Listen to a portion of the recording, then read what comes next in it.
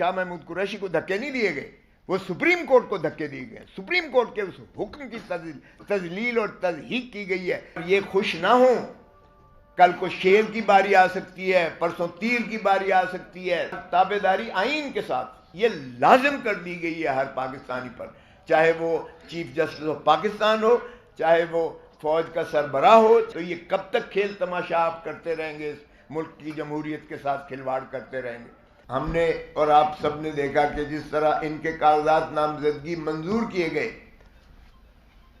انہی ذل سبحانی کے جن کو لایا گیا ہے چوتھی مرتبہ وزیر اعظم بنانے کے لیے, وہ کیسے آپ کاغذات نامزدگی منظور کر سکتے ہو؟ ہمارے تو امیدواروں کے, آج میرے داماد کو جو ہے اس کے ڈیرہ غازی خان سے عمر کھوسا کے اور غائب ہیں, ریٹرننگ آفیسر صاحب غائب ہو گئے ہیں, اور ان کے بھائی کے جو ہیں وہ 2 پرچے اور درج کر کے کہا پہلے بیل کروا کے لاؤ, جو سابقہ ایم پی اے سٹنگ تھا پی ٹی آئی کا. یہ سارے جگہ آل اوور پاکستان ہو رہا ہے یہ ہمارے ساتھ. یہاں جناب ذل سبحانی کے کاغذات نامزدگی منظور کر لیے جاتے ہیں, اس کے باوجود کہ سپریم کورٹ نے انہیں 62(1)(f) میں تاحیات نااہل قرار دیا ہوا ہے, اور اس پر نظر ثانی بھی سپریم کورٹ سے خارج ہو چکی. اور پریکٹس اینڈ پروسیجر ایکٹ میں جو یہ شک تھی کہ جو 184(3) کی جو ہوں گی, جو بھی کیس فیصلہ ہوں گے اس کی 30 دن کے اندر اپیل کا حق دیا گیا تھا, اسے بھی سپریم کورٹ نے مسترد کیا 8-7 کے ریشو سے. آپ اس کو نہیں دے سکتے. سو جس کا مقصود اور مطلب یہ ہوا کہ وہ پاسٹ اینڈ کلوزڈ ٹرانزیکشن کے زمرے میں آ کر وہ فائنلٹی اٹین کر گئی محترم نواز شریف صاحب کی نااہلی, تاحیات نااہلی. اب اگر کوئی ایک طریقہ تھا اس کو دور کرنے کا, کیونکہ وہ تو الیکشن ایکٹ کی 2017 کی جو ترمیم تھی وہ تو سانے آ گئی, تابع آ گئی اس پریکٹس اینڈ پروسیجر ایکٹ کے وہ مسترد کرنے کے اس اپیل کی شک کو. سو اس کا مطلب یہ ہوا کہ اگر کسی طریقے سے آپ نے اسے اہلیت دینی ہے یا اس فیصلے کو جو سپریم کورٹ کا ہے اس کو آپ نے اوور ریچ کرنا ہے, تو ایک ہی طریقہ ہے کہ آرٹیکل 184, آرٹیکل 96 میں F1 میں 90F1 میں آپ ترمیم کیجئے گا کہ جو 1C جو 1F کیا ہے کہ جو صادق اور امین نہیں ہوگا وہ تاحیات اس کو نااہل کیا گیا, وہاں آپ ترمیم بھلے کر دیجئے گا کہ اس کی میعاد پرووائڈڈ کر کے کہ میعاد اس کی 5 سال ہوگی. آپ کو آئین ترمیم کرنا پڑے گا, صرف ایک ہی طریقہ تھا.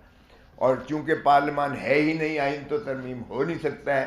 تو یہ ان کے تو بادشاہ سلامت کے جو ہے کاغذات نامزدگی سارے منظور کر لیے گئے, اور ہمارے کسی امیدوار کے ابھی تک جو ہے اعلان نہیں کیا گیا. اور کل جو آخری تاریخ ہے اس پر بھی دیکھیے گا کہ کس قسم کی یہ پاکستان کی تاریخ کی بدترین پری پول ریگنگ ہے.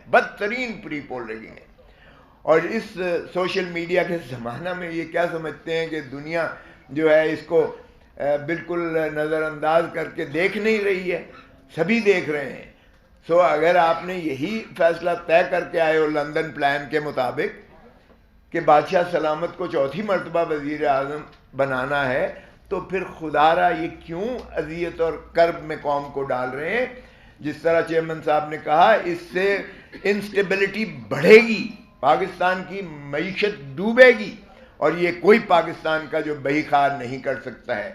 خدا را آپ نے لندن پلان کے تحت ایک ایک کر کے اس طرح اپنے کیسز کو تو بڑی سرعت کے ساتھ فیصلے کروا کے آپ بری ہو گئے, پوتر ہو گئے. تو کیا وہ پاناما لیک کے جو پاناما میں جو انڈیپینڈنٹ جو ہے دنیا کے مانے ہوئے لوگ تھے جنہوں نے تصدیق اور تفتیش کی ساری دنیا کی, وہ صرف شریف خان وعدے کے بارے میں نہیں تھی, وہ باقی دنیا کے بھی تھے. جو غیرت مند جو تھے جن کے بارے میں آئے وہ مستعفی ہو گئے. لیکن ہم نے وہ 6 جو آف شور کمپنیز تھی, کہتے ہیں جی نام نہیں ہے نواز شریف کا, نام نہیں. او بھائی 6 آف شور کمپنیز جو شیل کمپنیز ہیں وہ ہیں ہی آپ ہی کی, اور جس طرح سے منی لانڈرنگ ہوئی, جس طرح سے لیئرنگ ہوئی, جس طرح سے قاضی فیملی کے اکاؤنٹس میں پیسے ٹرانسفر ہوئے، جس طرح سے اسحاق ڈار کا کنفیشنل سٹیٹمنٹ آیا، جس طرح سے براڈ شیٹ جو یعنی ایسٹس فائنڈنگ جو ایک نیب نے، اس وقت کی نیب نے اپوائنٹ کیا تھا بین الاقوامی ڈیٹیکٹیوز کو، انہوں نے جو فائلز، انہوں نے جو ان کی ان ارتھ کی ساری پراپرٹیز، اور جس طرح سے پھر جے آئی ٹی بنی اور 10 والیوم سپریم کورٹ میں دیے گئے، وہ سب یہ کہتے ہیں ردی کی ٹوکری تھی جی وہ. تو پھر تو ماشاءاللہ آپ تو پوتر ہو گئے، اور بعد میں آپ دھرتی ماں کو لوٹنے کا جس طرح سے آپ نے ہر دفعہ مرتبہ کیا ہے، آپ چوتھی مرتبہ پھر لوٹ کے جا رہے ہیں. قوم دیکھ رہی ہے اور اب لوگوں کو آپ نہیں بنا رہے. اتنی دھاندلی کے باوجود پری پولنگ کے 8 فروری ہونے دیں، الیکشنز کو ٹرانسپیرنٹ کرنے دیں. پھر خائف کس لیے، ڈرتے کس لیے؟ یہ ساری آپ کی جو چل رہی تھی ابھی آپ کو دکھائی گئی ہے. بلے کے نشان کو کیا آپ چاہتے ہیں کہ دیکھیں پاکستان، ہندوستان اور بنگلہ دیش میں یہ کیوں کر سمبل رکھا گیا ہے؟ یورپ میں تو سمبل نہیں ہے کیونکہ وہاں سب ایجوکیٹڈ ہے. یہاں ہماری جو ان ایجوکیٹڈ ہیں، جو لکھنا پڑھنا بھی نہیں دیکھ سکتے، وہ نشان پر ہی ووٹ دیتے ہیں. تو آپ پاکستان کے غریب آدمی کو، کسان کو، مزدور کو، دہقان کو، ایک محنت کش کو آپ اس کے بنیادی حق سے محروم کرتے ہیں جب آپ سمبل کو ہٹا دیتے ہیں. اور یہ خوش نہ ہوں، کل کو شیر کی باری آ سکتی ہے، پرسوں تیر کی باری آ سکتی ہے. تو یہ کب تک کھیل تماشا آپ کرتے رہیں گے؟ اس ملک کی جمہوریت کے ساتھ کھلواڑ کرتے رہیں گے. اطہر من اللہ صاحب نے اپنے نوٹ میں لکھا کہ 47 سے ہم جو کھلواڑ کر رہے ہیں اس ملک کی جمہوریت کے ساتھ، کسی کو پھانسی دے دیتے ہیں، کسی کو تاحیات نااہل کرتے ہیں، کسی کو آج ہم نے پابند سلاسل کیا ہوا ہے. یہ جمہوریت کا مذاق اڑانے کے مترادف ہے، اور اب جو کچھ ہو رہا ہے یہ جمہوریت کا جنازہ نکالنے کے مترادف ہے. خدا را ہوش کے ناخن لیں اور ملک کو آگے چلنے دیں، تاکہ ملک جو ہے عوام کا ہے. عوام ہی کی ریاست کو اگر دیکھیں تو ریاست وجود میں ہی تبھی آتی ہے جب آپ الیکشنز کروا کے ان کے نمائندوں کو ان کی حق کے حکمرانی، اللہ تعالیٰ کی حاکمیت اعلیٰ کتابیں دے دیں. جب تک آپ ملکیت عوام کو ان کے مسائل، ان کی حکمرانی پر نہیں دیں گے، تب تک جو ہے آپ کا ملک آگے نہیں بڑھ سکتا ہے. اور پھر آیا آرٹیکل 5 میں لکھا گیا کہ وفاداری آئے عوام کے ساتھ اور تابعداری آئین کے ساتھ. یہ لازم کر دی گئی ہے ہر پاکستانی پر، چاہے وہ چیف جسٹس آف پاکستان ہو، چاہے وہ فوج کا سربراہ ہو، چاہے وہ کوئی بھی ہو، صدر ہو یا ہو. سو تابعداری اور وفاداری عوام اور آئین کے ساتھ ہے. تو اس کو ملحوظ رکھتے ہوئے الیکشنز کو فیئر اینڈ فری ہونے دیں، تبھی ہمارا مملکت جو ہے وہ انشاءاللہ ترقی کر پائے گی. تھینک یو جی. کھوسا صاحب یہ بتائیے گا کہ یہ جو الیکشن کمیشن نے آر او کا معاملہ کو تک چیلنج کیا سپریم کورٹ میں، ہم یہ دیکھتے ہیں، قوم یہ دیکھ رہی ہے کہ سندھ کے چیف الیکشن کو تبدیل کر دیا ایک جماعت کے اعتراض کے اوپر، ایم کیو ایم کے، جبکہ یہاں پر ایک آر او کا معاملہ تھا، اس کا تبدیل نہیں کیا جا سکتا. اس کو چیلنج کرنے سے کیا پیغام دیا گیا ہے؟ دیکھیں یہ تو آپ کے سامنے ہے کہ اس وقت جو آر اوز ہیں، ریٹرننگ آفیسرز ہیں، وہ ڈپٹی کمشنر اور اسسٹنٹ کمشنر یا اے ڈی سی جیز ہیں ایڈمنسٹریٹو ہائرارکی میں. ان کے تو جس طرح سے شاہ محمود قریشی کو جب سپریم کورٹ نے بیل لی تو ان کو جس طرح سے دھکے دیے گئے، وہ دراصل شاہ محمود قریشی کو دھکے نہیں دیے گئے، وہ سپریم کورٹ کو دھکے دیے گئے. سپریم کورٹ کے اس حکم کی تذلیل اور تضحیق کی گئی ہے. اور ایک ڈپٹی کمشنر جو ہے اسلام آباد، وہ اس کا ڈیٹینشن آرڈر کر رہا ہے 5 maintenance of public order ordinance. صرف اس کا نہیں ہے، بے شمار ڈپٹی کمشنرز کے آرڈرز ہیں. آج تک پرویز الہی کو چھوڑا ہے انہوں نے، وہ اس کو بھی دھکے دے رہے ہیں، ایک عدالت سے دوسری عدالت، دوسری سے تیسری عدالت ہے.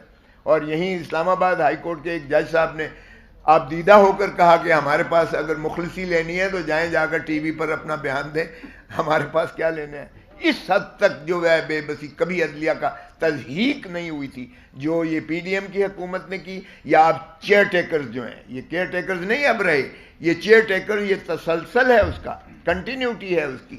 اور یہ جس طرح سے تذلیل اور تضحیق کر رہے ہیں آئین کی بھی اور عدلیہ کی بھی.